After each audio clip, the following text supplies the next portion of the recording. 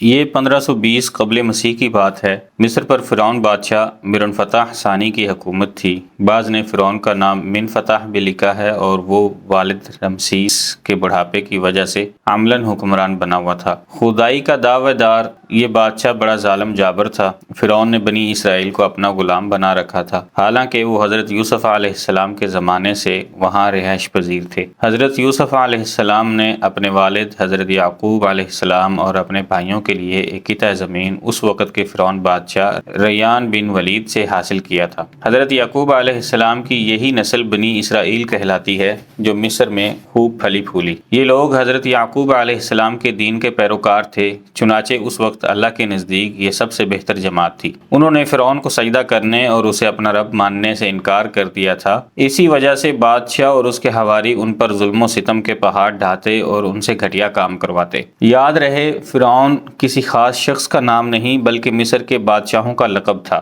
تاریخی حقائق کے مطابق 31 فراعنہ خاندانوں نے مصر پر یکے بعد دیگرے حکومت کی۔ سب سے آخری خاندان نے 332 قبل مسیح میں سکندر اعظم کے ہاتھوں شکست کھائی۔ حضرت موسیٰ علیہ السلام کا نام اور نسب مبارک یوں ہے: موسیٰ بن عمران بن قاہس بن عازر بن یعقوب بن اسحاق بن ابراہیم۔ حضرت موسیٰ علیہ السلام کی پیدائش مصر میں ہوئی۔ حضرت ہارون علیہ السلام آپ کے حقیقی بڑے بھائی تھے۔ حضرت موسیٰ علیہ السلام کی دعا کی بدولت اللہ تعالیٰ نے انہیں بھی نبوت عطا فرمائی اور حضرت موسیٰ علیہ السلام کا مددگار بنایا۔ اللہ تبارک و تعالیٰ نے حضرت موسیٰ علیہ السلام کی حیات طیبہ کے واقعات قرآن کریم کی مختلف صورتوں میں بیان فرمائے ہیں، کہیں تفصیل سے اور کہیں اختصار کے ساتھ، جبکہ آپ کا اسم مبارک قرآن مجید میں 128 بار آیا ہے۔ حضرت ابن عباس رضی اللہ عنہ اور حضرت ابن مسعود رضی اللہ عنہ سے مروی ہے کہ فرعون نے خواب دیکھا تھا کہ گویا ایک آگ بیت المقدس کی طرف سے چلی آ رہی ہے اور اس نے مصر کے گھروں اور تمام قبطیوں یعنی بنی اسرائیل کے مخالف فرعونیوں کے گروہ کو جلا ڈالا، لیکن بنی اسرائیل کو آنچ تک نہ آئی۔ فرعون نے بیدار ہونے کے بعد اپنے ملک کے تمام کاہنوں، نجومیوں، جادوگروں اور دیگر ماہرین کو جمع کیا اور سب سے اس خواب کی تعبیر معلوم کی، جس پر انہوں نے جواب دیا: بنی اسرائیل میں ایک بچہ پیدا ہوگا اور اس کے ہاتھوں اہل مصر کی ہلاکت ہوگی۔ بنی اسرائیل کے ہاں بھی شروع ہی سے یہ بات مشہور تھی کہ انہی میں ایک بچہ پیدا ہوگا جو بڑا ہو کر فرعون کا تختہ الٹے گا اور بنی اسرائیل کے پاس مصر کی باغ دوڑ آئے گی۔ یہ خبر فرعون مصر کو بھی اس کے درباریوں نے پہنچا دی تھی، لہٰذا اس خواب کے بعد وہ مزید فکر مند ہو گیا اور اس نے حکم جاری کر دیا کہ بنی اسرائیل میں پیدا ہونے والے تمام لڑکے قتل کر دیے جائیں۔ اس حکم کے بعد فرعون کے حواریوں اور اس کے سپاہ نے ہر ممکن اقدام اٹھا لیا کہ کوئی نومولود لڑکا زندہ نہ بچ پائے، لیکن اللہ کے فیصلے اٹل ہوتے ہیں۔ دیکھتے ہی دیکھتے بنی اسرائیل کے ہزاروں نومولود بچے ذبح کر دیے گئے۔ پھر ایک وقت آیا کہ جب قبطی سرداروں نے فرعون سے کہا کہ اگر بنی اسرائیل کے لڑکوں کا اسی طرح قتل عام ہوتا رہا تو ہمیں آئندہ خدمتگار ملنا مشکل ہو جائیں گے اور پھر ہمارے یہ کم تر گھٹیا اور غلیظ کام کون کرے گا۔ اس پر فرعون نے حکم جاری کیا کہ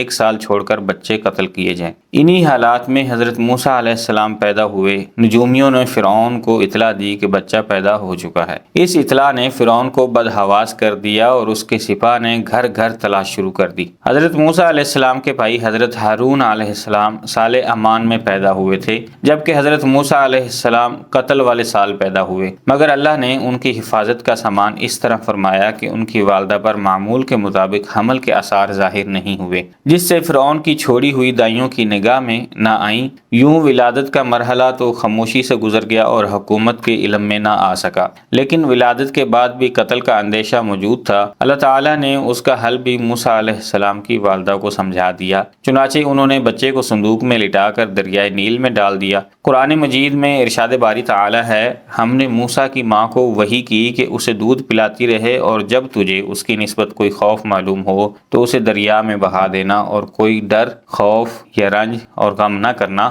ہم یقیناً اسے تیری طرف لوٹانے والے ہیں اور اسے اپنے پیغمبروں میں سے بنانے والے ہیں۔ علامہ طبری رحمہ اللہ فرماتے ہیں کہ حضرت موسیٰ علیہ السلام کی والدہ نے 3 دن آپ کو دودھ پلایا اور چوتھے دن لکڑی کے صندوق میں رکھ کر دریا میں ڈال دیا، جبکہ بعض دیگر مفسرین نے دودھ پلانے کی مدت 3 ماہ وہاں بیان کی ہے۔ صندوق دریا میں بہتا ہوا فرعون کے محل کے پاس پہنچ گیا جو لبے دریا تھا۔ فرعون کے نوکروں نے صندوق اٹھایا اور فرعون کی بیوی آسیہ کی خدمت میں پیش کر دیا۔ آسیہ بے اولاد تھیں تو انہوں نے جب صندوق میں ایک حسین و جمیل چاند جیسے بچے کو لیٹے دیکھا تو فریفتہ ہو گئی۔ بے اختیار بچے کو گود میں اٹھایا اور جلدی سے فرعون کے پاس لے گئیں اور بولی، یہ میری اور تمہاری دونوں کی آنکھوں کی ٹھنڈک ہے، اسے قتل نہ کرنا، شاید یہ ہمیں فائدہ پہنچائے یا ہم اسے اپنا بیٹا بنا لیں۔ اہلیہ کی شدید خواہش کے پیش نظر فرعون نے پرورش کی اجازت دے دی۔ ادھر حضرت موسیٰ علیہ السلام کی والدہ نے انہیں دریا کے سپرد تو کر دیا تھا لیکن وہ بے قرار تھی، چنانچہ انہوں نے حضرت موسیٰ علیہ السلام کی بہن مریم بنت عمران کو بھائی کی خبر گیری کے لیے بھیجا۔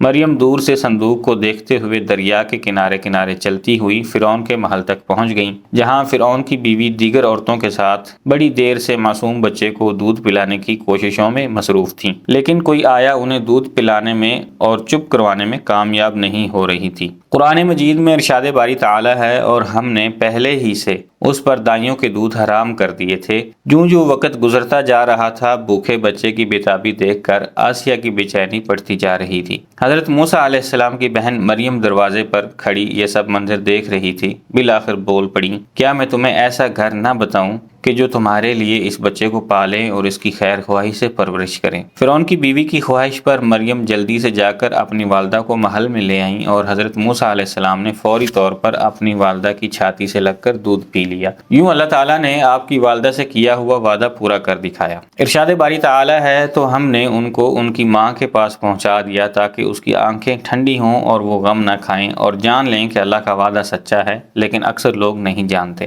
آسیہ نے حضرت موسیٰ علیہ السلام کی والدہ سے استدعا کی کہ وہ محل میں ہی رہنے لگیں اور اس بچے کی پرورش کریں، لیکن ام موسیٰ نے انکار کر دیا کہ میرے شوہر اور بچے پریشان ہوں گے۔ اس پر آسیہ بچہ انہیں دینے پر مجبور ہو گئی۔ پھر آسیہ نے بچے کے لیے وظیفہ بھی مقرر کر دیا۔ یوں اللہ کی شان دیکھیے کہ جس بچے کے خوف سے فرعون نے ہزاروں بچے ذبح کروا دیے، وہ بچہ فرعون ہی کی زیر نگرانی اور سرکاری تحفظ میں پروان چڑھنے لگا۔ حضرت موسیٰ علیہ السلام رضاعت کی عمر تک اپنی والدہ کے پاس ہی پرورش پاتے رہے۔ پھر جب آپ کا دودھ چھڑوایا گیا تو والدہ نے آپ کو دوبارہ فرعون کی بیوی کے حوالے کر دیا۔ ایک روز کا ذکر ہے کہ آسیہ اور فرعون اپنے محل میں بیٹھے تھے۔ آسیہ نے حضرت موسیٰ علیہ السلام کو اٹھا کر فرعون کی گود میں بٹھا دیا۔ حضرت موسیٰ علیہ السلام نے فرعون کی گود میں بیٹھتے ہی اس کی داڑھی پکڑ لی اور پھر اس کے منہ پر تمانچہ رسید کر دیا۔ بعض روایات میں ہے کہ ان کے ہاتھ میں ایک چھڑی تھی جس سے وہ کھیل رہے تھے، وہ فرعون کے سر پر دے ماری۔ فرعون غصے میں آگ بگولا ہو گیا۔ وہ کاہنوں کی بچہ پیدا ہونے کی پیشن گوئی پر پہلے ہی بڑا فکر مند تھا۔ کہنے لگا، مجھے لگتا ہے کہ یہ وہی بچہ ہے، اور اس نے بچے کو قتل کرنے کا حکم دے دیا۔ آسیہ یہ دیکھ کر سخت پریشان ہو گئیں اور بولی، یہ معصوم بچہ ہے، اسے کس چیز کی عقل نہیں،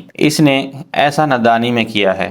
بادشاہ سخت غصے میں تھا اور اسے بچے سے خوف آنے لگا تھا۔ بولا، میں اسے قتل کر کے رہوں گا۔ آسیہ نے کہا، اچھا آپ ذرا توقف کریں، اس کا امتحان لے لیتے ہیں، ابھی معلوم ہو جائے گا کہ اس نے یہ حرکت نادانی میں کی ہے یا جان بوجھ کر۔ یہ کہہ کر انہوں نے 2 تشت منگوائے، ایک میں دہتے انگارے اور دوسرے میں سرخ یاقوت۔ پھر فرعون سے بولی، دیکھیں اگر اس بچے میں عقل ہوئی تو یاقوت اٹھائے گا ورنہ انگاروں کی طرف ہاتھ بڑھائے گا۔ دونوں تشت حضرت موسیٰ علیہ السلام کے سامنے رکھ دیے گئے۔ آپ نے یاقوت کی جانب ہاتھ بڑھائے، لیکن حضرت جبریل علیہ السلام نے فوراً ان کے ہاتھ کو انگاروں کی طرف بڑھا دیا۔ آپ نے ایک انگارہ اٹھا کر منہ میں رکھ لیا جس سے زبان جل گئی اور آپ رونے لگے۔ فرعون نے جب یہ دیکھا تو خاموش ہو گیا اور اپنا فیصلہ تبدیل کر دیا۔ زبان کے جل جانے ہی کی وجہ سے حضرت موسیٰ علیہ السلام کی زبان میں لکنت پیدا ہو گئی تھی۔ قرآن مجید میں ارشاد ہے، اور جب موسیٰ جوانی کو پہنچے اور بھرپور جوان ہو گئے تو ہم نے ان کو حکمت اور علم عنایت کیا، اور ہم نیکوکاروں کو ایسا ہی بدلہ دیتے ہیں۔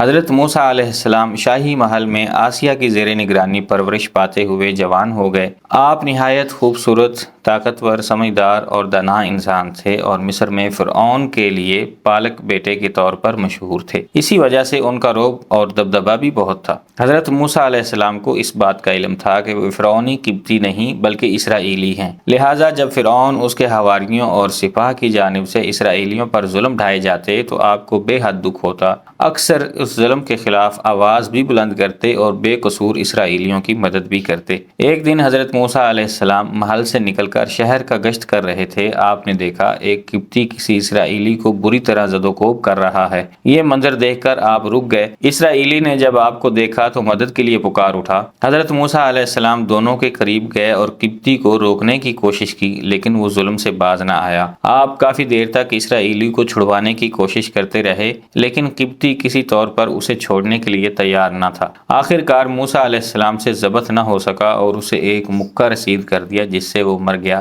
حالانکہ آپ کی نیت اسے مارنے کی نہ تھی۔ قبطی کے قتل کی خبر فرعون سمیت پورے مصر میں پھیل چکی تھی، لیکن کسی کو قاتل کا پتہ نہ تھا اور سپاہی قاتل کی تلاش میں سرگرداں تھے۔ دوسرے دن حضرت موسیٰ علیہ السلام پھر گشت پر نکلے۔ خیال تھا کہ قبطی کے قتل کے رد عمل کا اندازہ ہو سکے۔ ابھی کچھ ہی دور گئے تھے کہ دیکھا وہی اسرائیلی کسی دوسرے قبطی سے جھگڑا کر رہا ہے۔ اس نے جب حضرت موسیٰ علیہ السلام کو دیکھا تو پھر مدد کے لیے پکارا۔ آپ علیہ السلام نے فرمایا، بے شک تو ہی سری گمراہ شخص ہے، اور پھر قبطی کو چھڑوانے کے لیے آگے بڑھے۔ اسرائیلی نے سمجھا کہ یہ مجھ پر غصہ کر رہے ہیں اور آج مجھے مار ڈالیں گے، جس طرح تم نے کل ایک قبطی کو مارا۔ تو فوراً چلا اٹھا، اے موسیٰ، آج مجھے قتل کرنا چاہتے ہو؟ قبطی نے جب یہ سنا تو فوراً فرعون کو خبر بھجوا دی، اور فرعون نے حضرت موسیٰ علیہ السلام کی گرفتاری کا حکم دے دیا۔